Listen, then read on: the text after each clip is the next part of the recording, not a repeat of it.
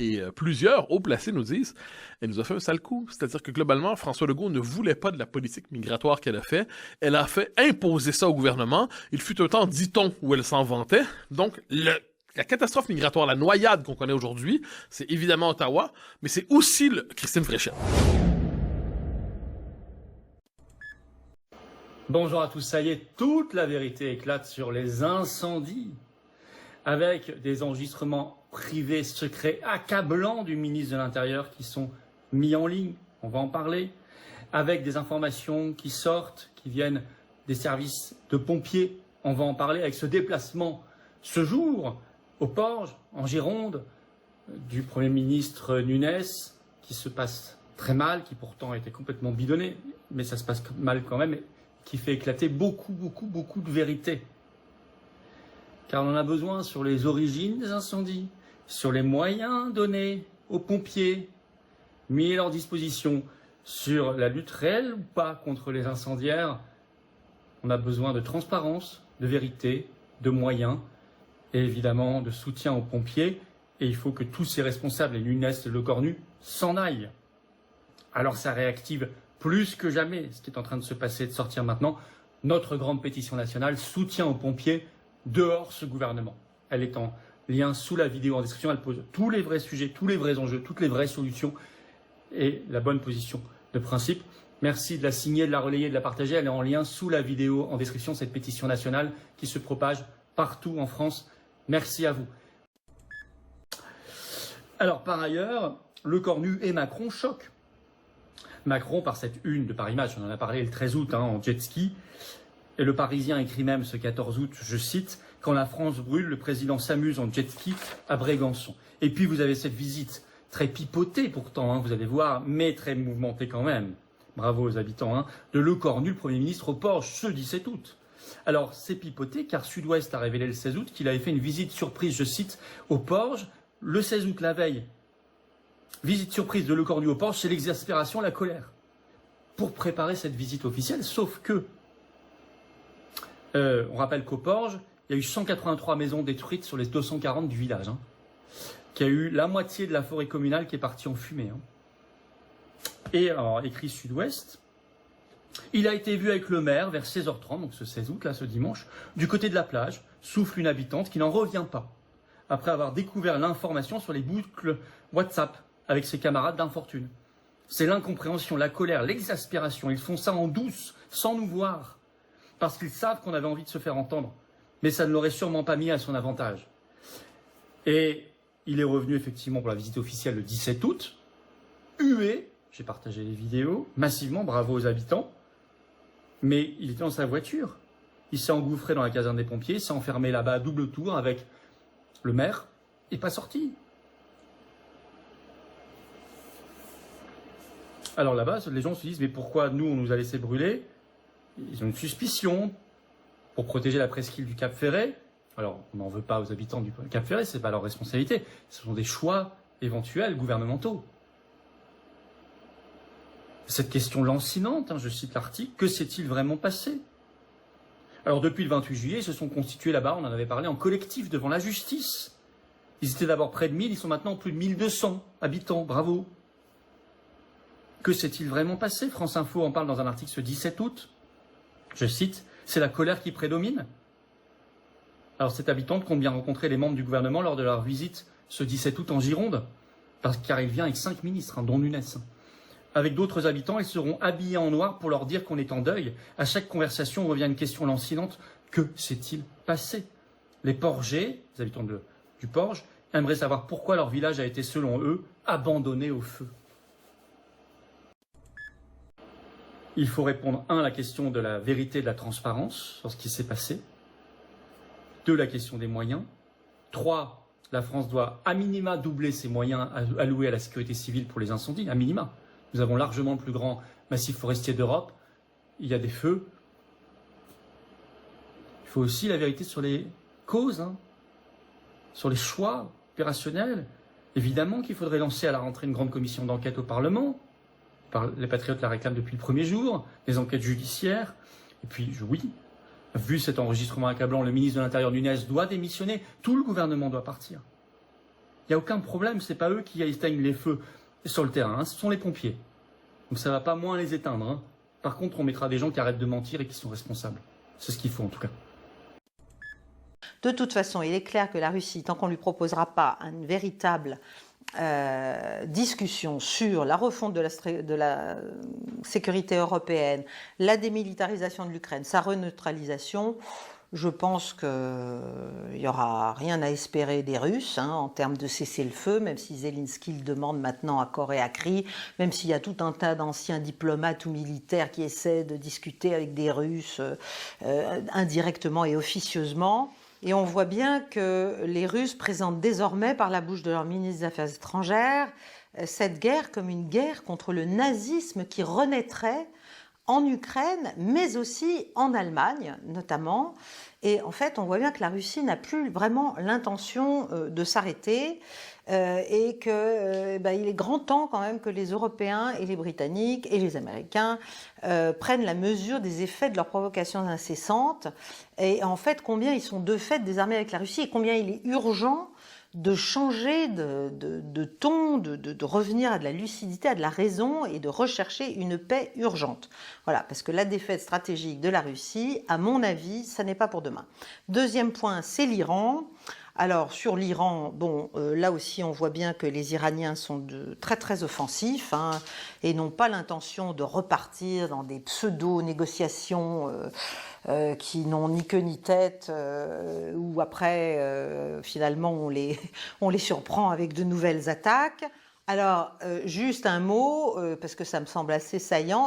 Nous avons maintenant le secrétaire d'État au commerce, Scott Bessent, qui s'imagine qu'il faut en fait relancer et renforcer les sanctions contre l'Iran, sanctions commerciales, sanctions économiques, et que c'est comme ça qu'on va arriver à obtenir ce qu'on a réussi à obtenir, ce qu'on n'a pas réussi à obtenir d'aucune façon depuis, déjà depuis 47 ans, mais certainement depuis le lancement des opérations en 2025 avec la guerre des 12 jours, puis celle des 40. Bref. Et donc, Bessent s'imagine là encore que ça va être la martingale, les sanctions économiques. Je pense qu'il serait bon quand même que les Américains se souviennent qu'il y a des matières qui s'appellent l'histoire, la géographie, qu'on peut prendre une carte et que quand on prend une carte, on se rend compte que ça n'a aucune espèce de chance de marcher. D'abord parce que ça fait 47 ans que les Iraniens ont appris à combattre les sanctions et à les contourner. Et deuxièmement, qu'entre le Pakistan, l'Afghanistan, l'Asie centrale, le Caucase, l'Azerbaïdjan même, l'Arménie certainement, la Russie, l'Inde et bien sûr la Chine, il y a des dizaines de façons de contourner un éventuel renforcement des sanctions.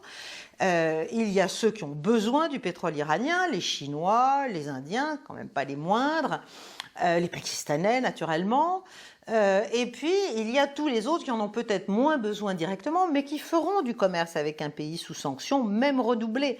Dans l'état actuel du monde, dans l'état actuel de cette bascule qu'en fait les deux conflits lancés, patronnés par les Américains en Ukraine et en Iran, cette bascule qui n'a fait que s'accélérer finalement, que s'aggraver au détriment des Américains, il est évident qu'il y a de plus en plus de candidats à la résistance, au contournement, et que donc je pense que là aussi il faudrait revenir à des solutions peut-être moins agréables, peut-être un peu humiliantes, mais en tout cas qui permettraient aux Américains de se sortir de guêpiers très embarrassants.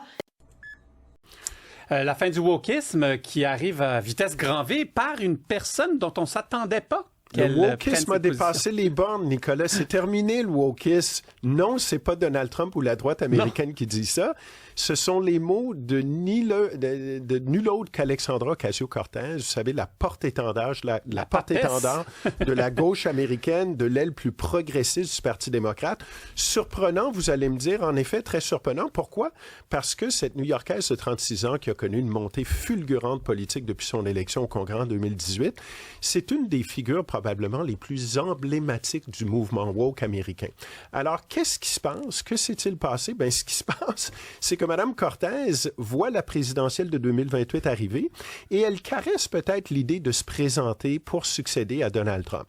Alors, si elle espère un jour pouvoir se présenter à la présidentielle, elle n'a pas d'autre choix que se distancer du mouvement woke, parce que oui, ce courant-là a peut-être donné le lieu à des mouvements importants au cours des 10 dernières années, on va le dire. On a Occupy Wall Street, Black Lives Matter, le mouvement MeToo également, mais c'est un train de pensée qui est aussi beaucoup responsable du retour de Donald Trump à la Maison-Blanche en 2024. Là.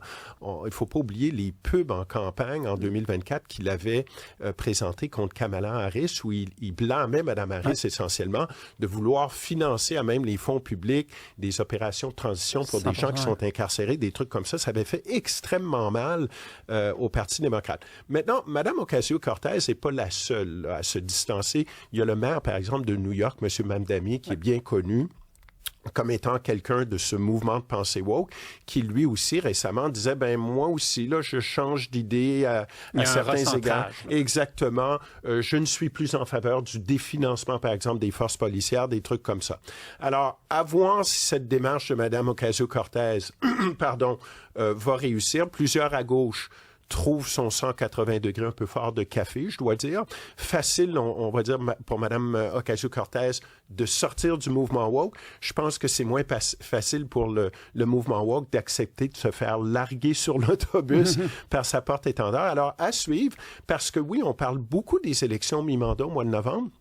Mais clairement, là, on commence à sentir, on commence à goûter la saveur de la présidentielle en 2028. Mais il y a quand même une guerre civile interne au Parti démocrate. On voit qu'il y a vraiment la gauche de la gauche dans le Parti démocrate qui n'accepte pas, elle, de se recentrer. Exact. Et puis les grands ténors, ben, essayent de prendre la place que des Nancy Pelosi et tout ça sont en train de laisser. Exactement. Il opère le recentrage avant même les primaires. C'est-à-dire qu'habituellement, Nicolas, dans un cas classique en politique américaine, tout comme ici au Canada, les démocrates ou les républicains vont faire campagne vraiment à gauche et à droite respectivement pendant les primaires, histoire d'aller chercher des appuis à la base. Mais une fois arrivés à la présidentielle, une fois arrivés à la générale, ils n'ont pas le choix de revenir vers le centre et ça leur cause énormément d'ennuis. Alors, je pense que Mme Cortez essaie d'anticiper un peu. 2 ans à l'avance, elle a quand même son temps. Exactement, à voir si ça sera payant ou non, à surveiller. Exact. Au niveau de la faune étudiante qui vit avec un handicap, qui a besoin de personnel spécialisé, de locaux spécialisés, sais-tu ça représente quoi? Écoute, j'ai accroché, c'est la même chose que toi, 1 sur 3, Josée. Oui. Mais écoute, là, puis je sais qu'on est à l'époque où on nomme les choses, hein? On nomme beaucoup de choses, et puis je fais attention là, dans mon vocabulaire, là, mais c'est puis je suis pas familier avec ces affaires-là, mais les TDA, puis les TDAH, puis les ci, puis les ça, puis les troubles d'attention, puis de déficit, puis 1 sur 3, hey, c'est 33%. C'est ça qui m'a surpris. Tu sais, à un moment donné, il y avait un article qui avait fait réagir parce qu'en médecine, dans la faculté de médecine, il y a des étudiants qui avaient besoin d'avoir une pause pour aller serrer un toutou dans leurs bras. On en avait parlé ensemble là, parce que ça les calme, puis qu'ils vivent de l'anxiété. Puis là, on se disait, je veux tout ça comme médecin, moi. Tu sais, quand ça va être le temps, en tout cas, fermer la parenthèse. Mais là, c'est 1 sur 3. C'est-tu des surdiagnostics? C'est quoi? Écoute, je le sais pas, puis je suis inquiet. En tout cas, si c'est pas des surdiagnostics, ben ça veut dire que notre jeunesse va pas bien. Puis écoute, avant, il y avait des exceptions, mais là, j'ai l'impression. En 1 sur 3, c'est plus des exceptions, c'est quasiment la norme. Écoute, j'en viens pas de voir qu'on doit adapter, puis l'article est clair. Personnel spécialisé ou local adapté pour 1/3 des étudiants au cégep. Puis écoute, ça veut dire que ces étudiants-là viennent du secondaire avant aussi. Ça veut dire qu'ils étaient aussi, le problème était, est-ce que la proportion est la même au secondaire? Est-ce que c'est la même au primaire? Mais sauf que 1 sur 3, José, c'est plus l'exception, là, c'est la norme. Parce que là, on jase encore, là, on spécule un peu, là, parce que c'est gros. On spécule, absolument. Mais quand tu as besoin de personnel spécialisé ou de local adapté, c'est plus qu'un TDA, là. Ben, c'est pour ça que je dis, je ne sais pas c'est quoi qu'on retrouve derrière ça. Est-ce qu'on y va trop large? Est-ce qu'on est trop interventionniste? Mais 1 sur 3, et puis, écoute, je le comprends pas, ce chiffre-là, mais il me fait peur drôlement. Il me fait drôlement peur, José. J'étais crédule et j'en veux pas aux gens qui sont crédules. Vous savez, c'est difficile pour les gens d'accepter aujourd'hui, alors que depuis la Deuxième Guerre mondiale, on pensait enfin sortir des tyrannies, être en démocratie, avoir un avenir merveilleux pour nos enfants, de se dire non, maintenant on est face à des gouvernements qui ne veulent pas notre bien. Qu'est-ce que vous croyez maintenant? Ah ben bien sûr, ils veulent pas notre bien, ils veulent nous contrôler et c'est pas qu'en France, c'est dans tous les pays dits occidentaux, hein, parce que il y a beaucoup plus de liberté aujourd'hui, je pense en Asie, en Afrique ou même en Russie. Je dis pas que Poutine ce soit un grand démocrate, mais Enfin, je sais pas si je serais prêt, moi, à déménager demain matin à Moscou. Moi, si je suis inquiété en France, je préfère vivre à Moscou, c'est clair. Hein. Je veux dire, il y a une liberté d'expression aujourd'hui en Russie. Vous pensez vraiment? Je le tiens de journalistes russes qui viennent en France, qui sont sidérés. Et même, moi, ce qui m'a frappé, j'ai eu parce que maintenant j'ai pris ma retraite, mais encore pas si longtemps, j'avais des patients en consultation. Certains venaient des pays de l'Est. Ils étaient nés à Varsovie, en Yougoslavie, du temps du communisme. Et quand ils ont vu ce qui se passait en France, déjà ils m'en parlaient il y a 3 ans, oh là là, ce qu'on est en train de voir s'installer en France et dans les autres pays, ça nous rappelle tellement ce qu'on a vécu à Varsovie ou à Belgrade ou à Prague, à l'époque, la pire époque de l'Union soviétique et de la dictature communiste. Et ça, ce sont des malades des pays de l'Est, ils l'ont tout de suite senti. Alors que les Français continuaient à être manipulés par les médias. Mais vous savez, comme moi, qu'en disant, si je suis inquiété, je m'en vais vivre à Moscou, il y a une frange importante de ceux qui vous écoutent qui vont dire, c'est l'idiot utile de la propagande russe. Non, moi, je suis pas, Poutine, c'est pas un enfant de cœur. Je pense qu'il a fait des choses pas très belles dans sa vie. Ceci dit, il a beaucoup fait pour l'économie russe et les Russes l'adorent. Bon, c'est comme ça. Moi, je suis pas spécialement pro-Poutine, anti-Poutine, mais je peux aussi me réfugier en Afrique, en Asie ou dans d'autres pays. Non, mais je veux dire, c'est pas... Vous en êtes là à penser qu'il faudra demander refuge? Pour l'instant, j'en suis pas là, mais peut-être que ça peut venir un jour. Et notez qu'avec tout ce qui s'est passé, effectivement, Emmanuel Macron est sans doute le pire président de la République de tous les temps. La période Covid reste gravée dans les esprits et c'est sans compter les scandales à venir dans quelques années.